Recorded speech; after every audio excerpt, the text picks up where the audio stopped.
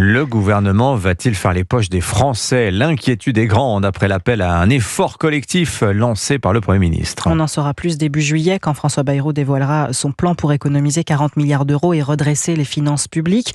Pour l'heure, la seule piste sur la table, c'est une TVA sociale qui déchire les députés.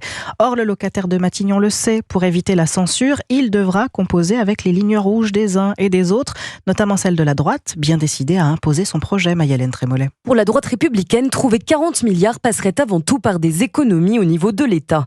Des économies qui seraient déclinées en 3 grands axes. D'abord, la lutte contre le millefeuille administratif de l'État, avec la réduction du nombre et des coûts de ses agents et opérateurs.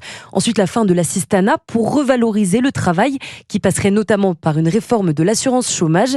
Dernière grande priorité budgétaire, selon la droite, un meilleur contrôle de l'immigration, avec par exemple la suppression du titre de séjour pour soins.